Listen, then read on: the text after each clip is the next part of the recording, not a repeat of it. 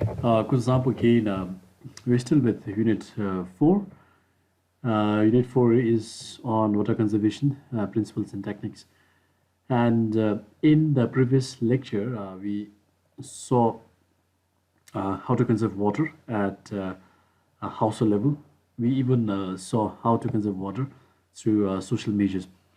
This is the last lecture for unit number 4, and we're going to look at um, how to conserve water at commercial level as well as how to conserve water at agricultural practices.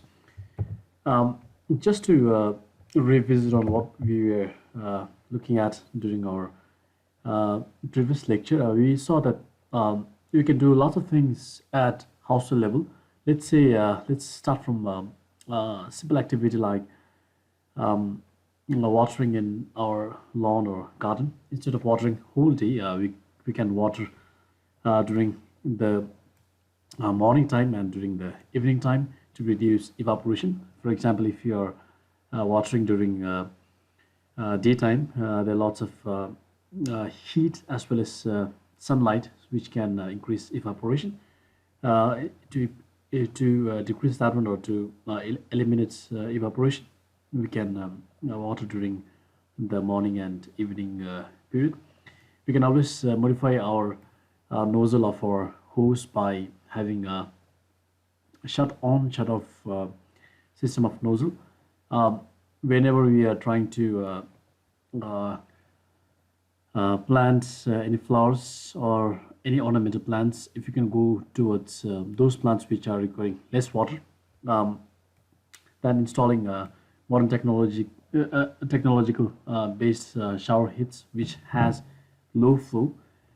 If you're using a washing machine, then we have to choose those washing machines that are consuming less water as well as conserving energy. And we saw one of the principles of water conservation is even to save energy or conserve energy, and this kind of technological equipments or instruments can be used in order to save water. Mulching is very important. If you do not have more water, or if you do not have time, or if the water supply is less, mulching can always reduce the evaporation of water from the soil, whereby we have to pour less amount of water. Um, Instead of taking lots of time and water in bathing, we can always set some time and take a shorter shower, lesser than 5 minutes. We can install newer uh, technological based toilets which require less water, and this kind of other kind of behavioral practices like not using water or not using water or not washing the uh, driveways or uh, walkways always with water, but instead using pressurized water broom, or instead of using just water, we can always go for using simple broom.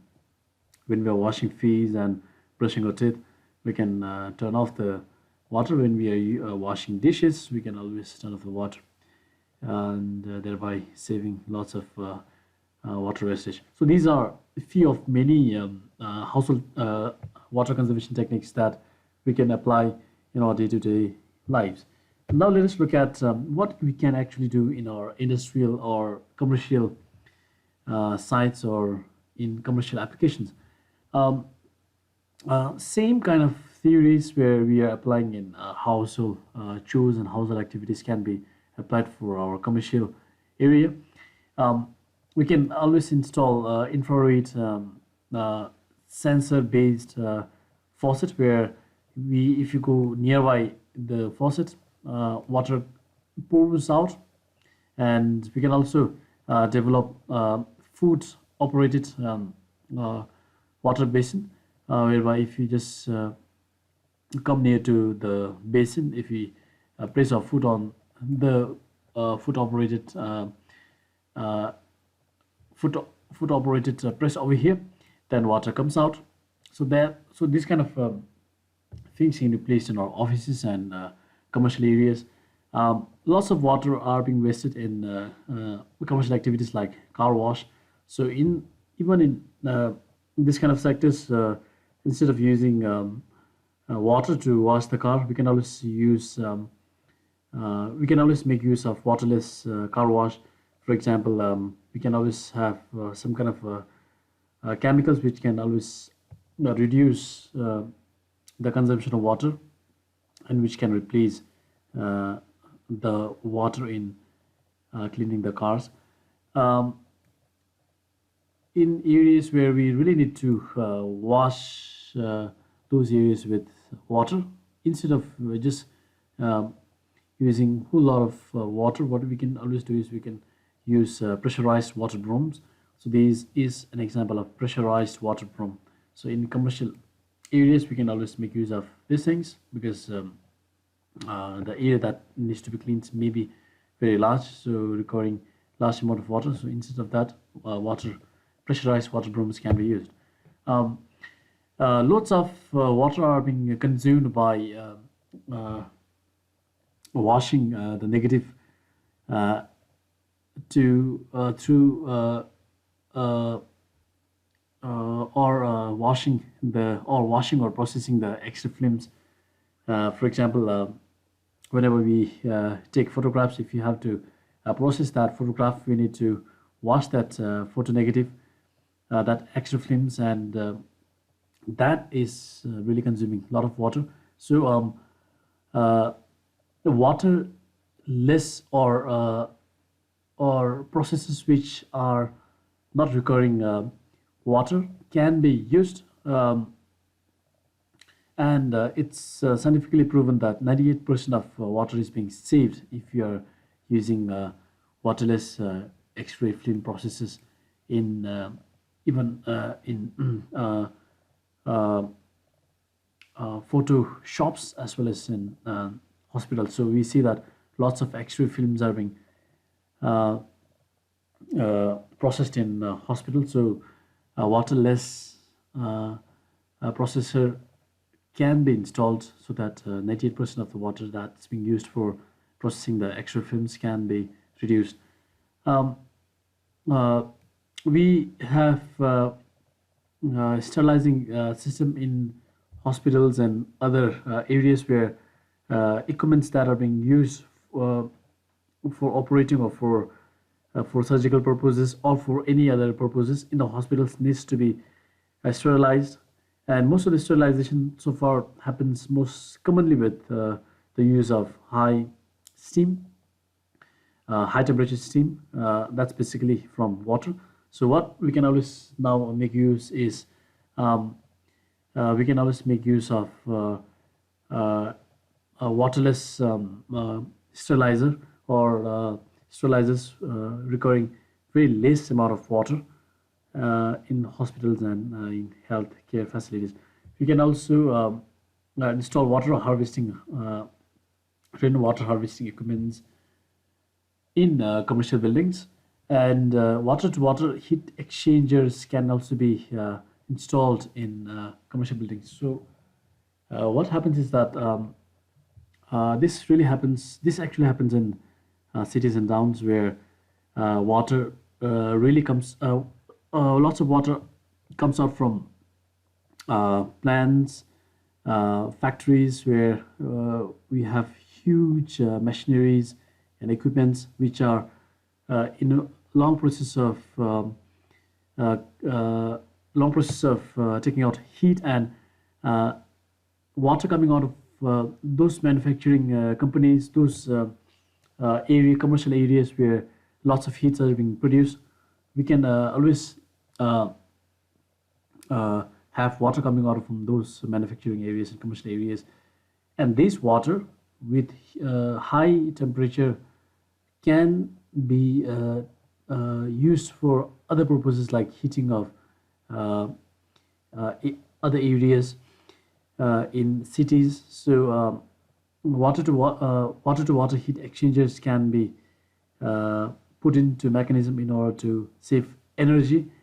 What happens currently is that to heat water we need separate power, let's say electricity, to heat water for bathing, to heat water for washing, to heat water for other purposes we need power consumptions. So to reduce energy consumption, what in commercial areas what we can always do is those water which are coming out from these huge plants to huge machine operating areas can be used, and this can be again exchanged. But please note one thing over here: we are not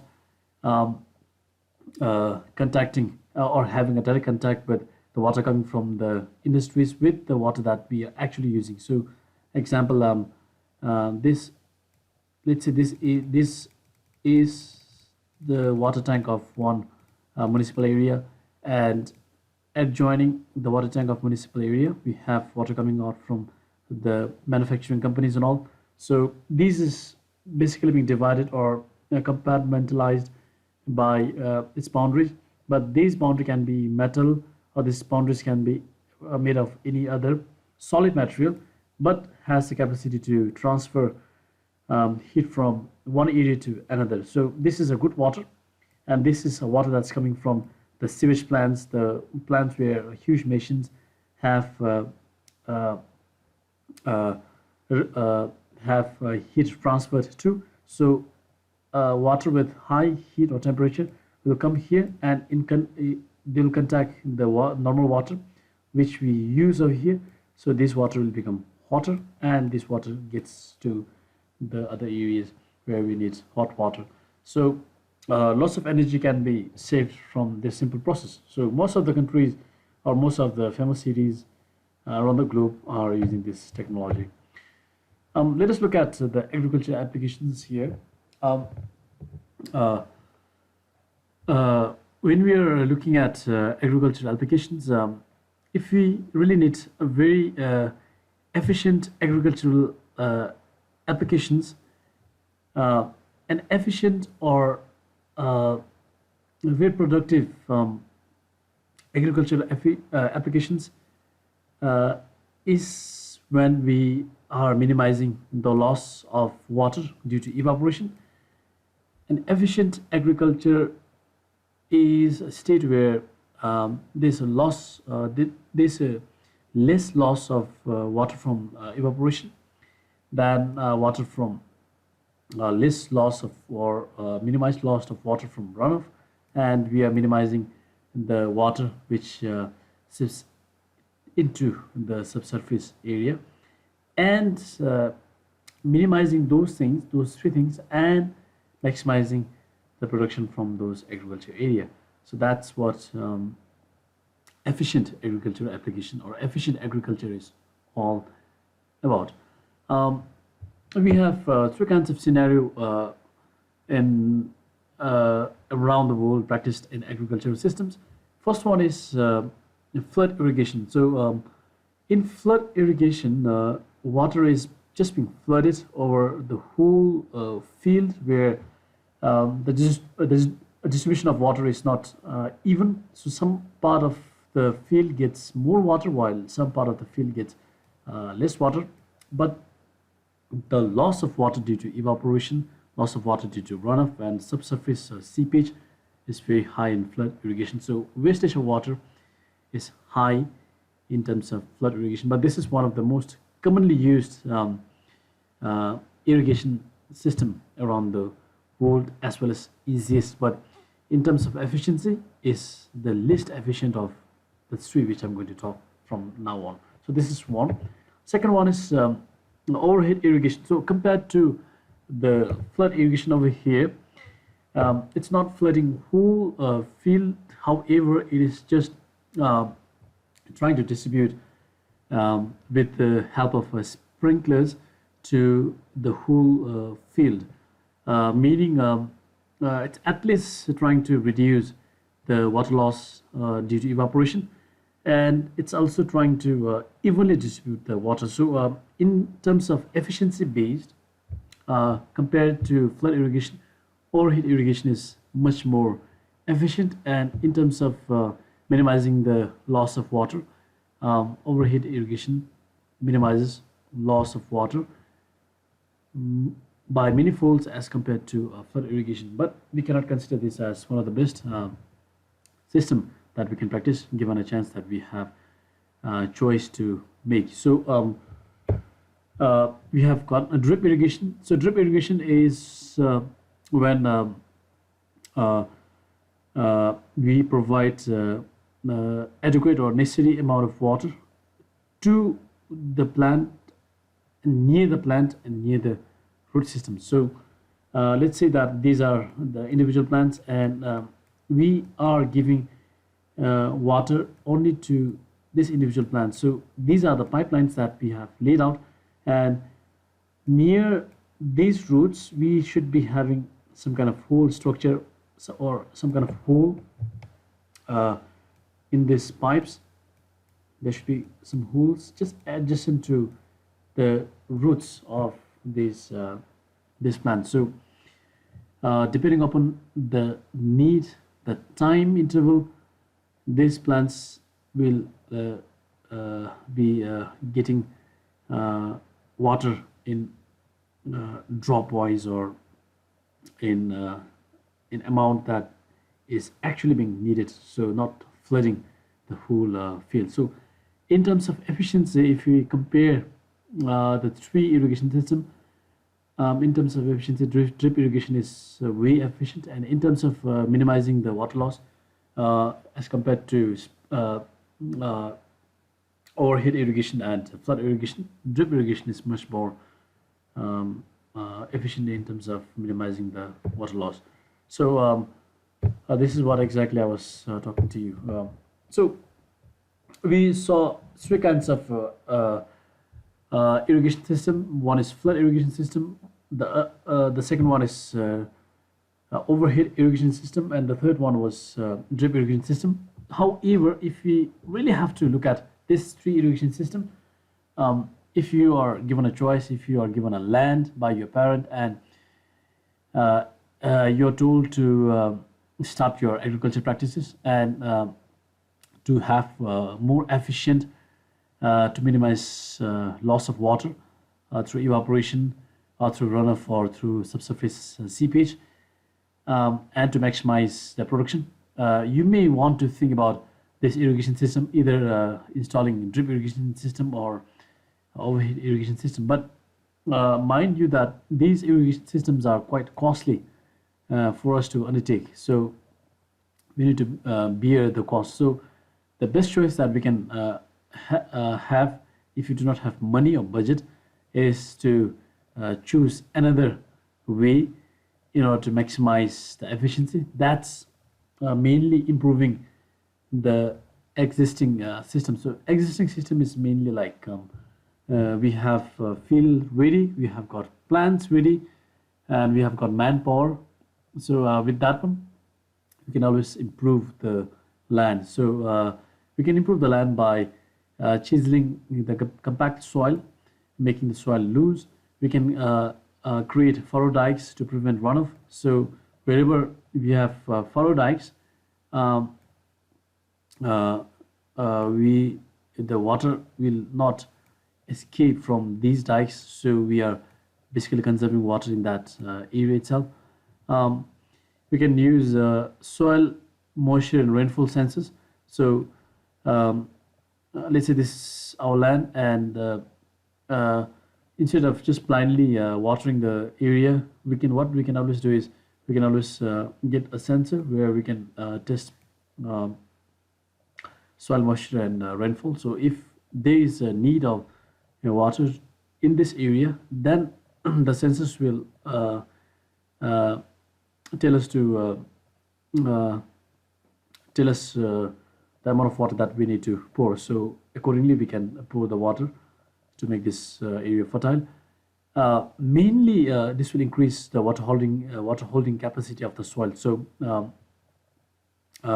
these things are going to these things are the first thing: chiseling compact soil, creating furrow dikes, and using rainfall sensors are basically to optimize irrigation schedules. But however, if you really want to conserve or like keep the water, whatever water that we have in our area, then we can always go for green manures. We can always go for mulching.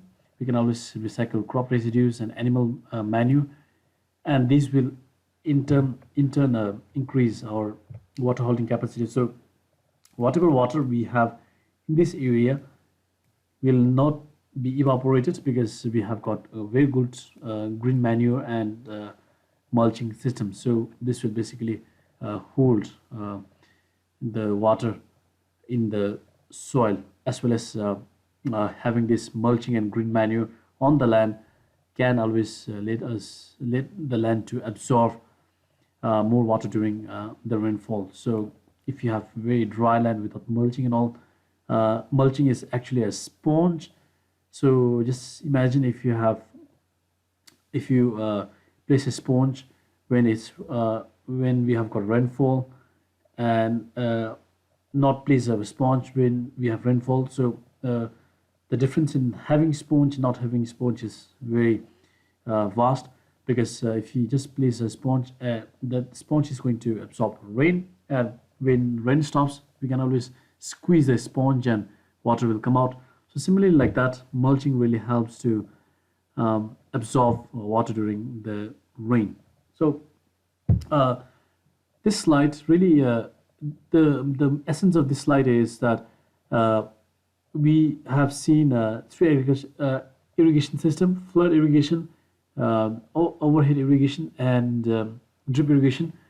But in order to install this kind of irrigation system, it's very costly, and if you do not have budget, then it's going to be uh, another story for you. So in order to not pressurize on budget, not pressurize ourselves, what we can always do is we can still maximize the efficiency of that land through chiseling compact soils, through mulching, through using the green manure, through creating furrow dikes and all, in order to mainly increase the water holding capacity of that soil, and also to absorb water during the uh, erratic rainfall. Um, the uh, there are different kinds of measures that we can put into practice in order to conserve water. First one is agronomical practice or agronomical measures. Second one is biological, and third one is engineering measures. So agronomical and biological go hand in hand, because we are basically dealing with the green manure. We're basically dealing with uh, the activities and measures that we can do in the agricultural field, like planting agricultural crops which requires less water, having a strip kind of planting system. So agronomical and biological measures go hand in hand, and while engineering measures are like building engineering structures that will reduce or minimize the water loss. So let us see one by one. Agronomical measures, we have lots of agronomical measures, but here I'm just going to discuss on two agronomical measures that can reduce the loss of water. So first one is wind erosion control measures, and the second one is water erosion control measures. So it's very important to control even wind erosion, because as we know that if wind blows over certain area, it really takes up the moisture. It really speeds up the evaporation in that area. So we need to even control the wind erosion. So there are different ways to control wind erosion. First is through vegetative cover. Second one is strip cropping. Third one is stubble mulching, basically mulching. And fifth one is tillage. Then in area where we have got lots of sand dunes, we can always stabilize sand dunes and make it more stable, so that wind do not erode the area. So whenever wind do not erode our topsoil surface through use of these different techniques, then basically we are conserving the moisture in that soil. So basically vegetative cover is going to cover up the topsoil and not let the water moisture or water in the soil to eroded by the wind. Strip cropping is when we have got strip cropping is when we have got very important plants uh, in between, and water is of high importance to these plants which are in between. So what we can always do is we can always plant these crops in strip fashion. So meaning um, we can plant high or taller crops at one side, and then we have got our alfalfa at or sandwiched between these tall plants. So corn and alfalfa is one of the examples where corn will basically protect the alfalfa from wind erosion, and it's going to actually protect the whole area from wind erosion, thereby lessening or minimizing the water loss. So that's one example. So even mulching is going to protect or reduce the or minimize the water loss uh, due to wind erosion. Um, even contour farming is said to reduce the wind erosion. So this is contour farming. Um, we can also make use of breaks known as windbreak and shelter break. What happens in windbreaks and shelter break is because we have got our important plants planted here, important crops we have planted over here in our field, and uh, wind may blow over this area and uh, erode away the top vegetation or top soil, or erode or evaporate, speed up the evaporation of the soil moisture over here. So these trees which will basically uh, uh, these trees which will basically act as shelter or kind of belt or kind of windbreaks will basically stop wind coming through this area, where while um, this area will have conservation of soil moisture. So similarly like that, if this is our field and if you want our field not to be disturbed by wind, then these are the wind breaks or shelter breaks that we can plant in order for our uh, field to conserve more water.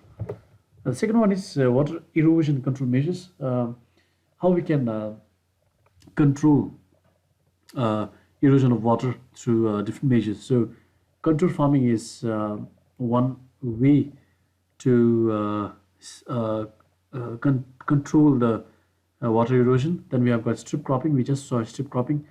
Then a conservation cropping system. Then we have got mulching. Then we have got vegetative barrier or live ponds. So we'll be just looking at a few.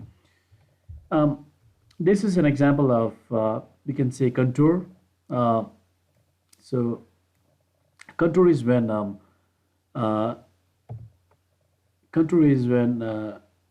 we have this kind of mountain over here, and uh,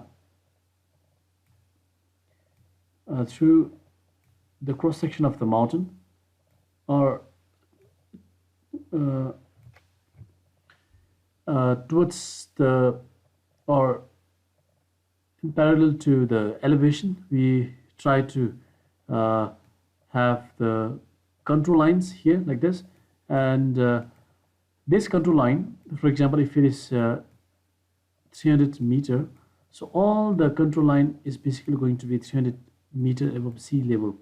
So it is also 300 meter. So this is, again, this is, let's say this is 350, slightly higher than 300. So again, all these are going to be 350. This is 400, all are 400. This is 500, all of 500. So based on the elevation that this mountain has, the contour again will be, each contour line will be basically same. So contour farming is basically practicing a farming system where it's respecting, or it's in line with the contour system, so that water may flow from the higher contour area, and water may uh, be uh, passed to the lower contour area. So contour farming is all about um, uh, making terraces. This we can see terraces, making terraces on through the contour, and this is one of the best ways in, especially in the hill areas, in order to conserve water, because water will not directly flow from top to bottom, because we have got now terrace or contour farming happening. So water will slowly pass to the next contour, because this contour is very flat. uh, this has been made some kind of like a terrace, and water will slowly go over here, and this again a terrace, and water will slowly go over here, this again a terrace. So a loss of conservation of water can happen, and loss of water erosion can be saved from or controlled from the contour farming. And one of the peculiar characteristic of contour farming is the bund. So we have talked something on live burns and all. So bund is raised uh, earthen structure, uh, made of made up of soil and vegetative structures, just slightly at higher ground compared to the field, so that water from one field do not cross to the another field. So this can actually conserve water through prevention of water erosion. So if the water erosion comes towards this side, the bunds are basically going to protect. So this is very efficient method, most commonly used even in our country, to control the water erosion. Uh, and lastly, it's on engineering practices. Um, uh, we are not dealing with biological or uh, agronomical here. We're just looking at how we can build our earthen structures, how we can build using soil and stones in order to reduce or in order to minimize the water loss, or in order to conserve more water. So we have got burns, graded burns. By the way, these are known as, if the burns are constructed along the contour lines, these are the contour lines.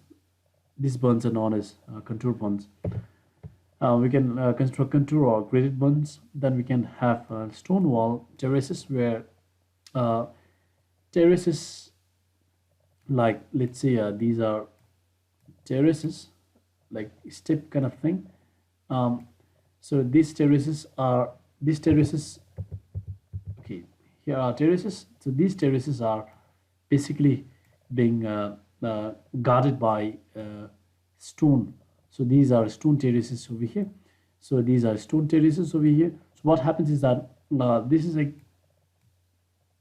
one way to conserve water or minimize the loss of water. So if for example, if you have planted lots of ornamental plants over here, then if you really need uh, good water or daily water flowing over here, and uh, if we have to minimize the water loss, then whatever rainpour that we have on this terrace will remain on this terrace, and if possible, if there is overflow, it can go to this terrace, but these stone walls are not going to let the water to be lost very easily. So this is what stone wall terrace is all about.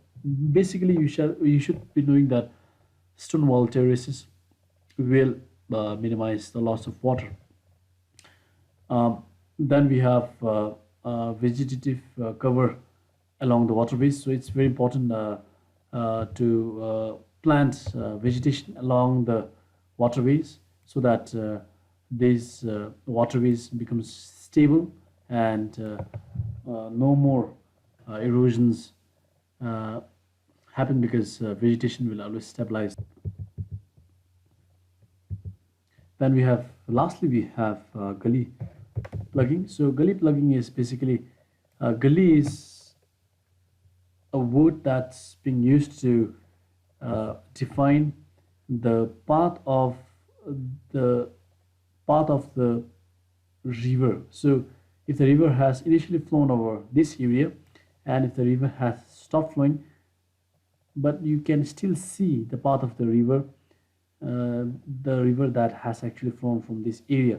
So what happens is that uh, some kind of like deep kind of structure has been already been made by the flowing river. So um, uh, if we just leave these gullies without plugging with stones or other structures, what happens is that when we have got rainfall and all, rain uh, water will be lost very easily because we have nothing to stop the rain. So in order to stop the rain and conserve more water, in order to stop the river from this rain and to conserve more water, gully plugging can always be helpful. So plug the gullies wherever possible with stones or uh, any other structures, or to gap walls.